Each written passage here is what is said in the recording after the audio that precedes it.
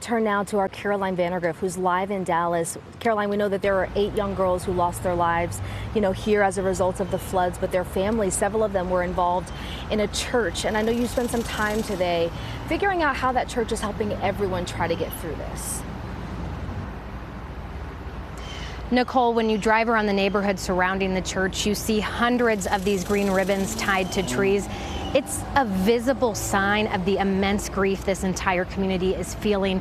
And now they're turning to their faith leaders to try to make any kind of sense of what happened.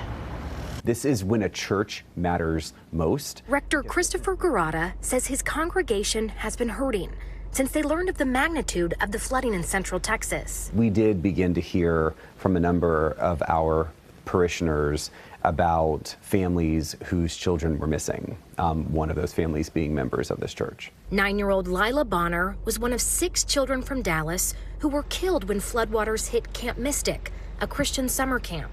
2 other young girls from Dallas died while vacationing with family along the Guadalupe River. I firmly believe that these little children who lost their lives in the flood, they were swept right up into God's arms. I believe that God's heart broke first for these children, and that God was right there to welcome them in. To think of an 8, a 9-year-old and having to bury that child, to say goodbye to that child, people just, why? Why could God let this happen? How did this happen? And there may never be a satisfactory answer, but when people come to you with those questions, how do you respond? In times of crisis, especially in death, a lot of times people are quick to say it was part of God's plan. That is not what we believe. And so when we speak of God's plan, I want to be super clear. God does not plan for children to die. God's promise, not God's plan, but God's promise is that even when terrible things happen, God walks with us through those horrible moments and can make something good out of even the darkest experiences. That light of hope, that light of Christ, is what we have in that darkness.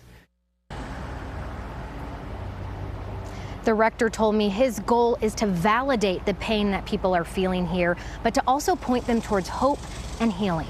Nicole? Caroline, that was so very well said. So many people here in Kerrville and Ingram and the surrounding areas are doing nothing but leaning on their faith right now.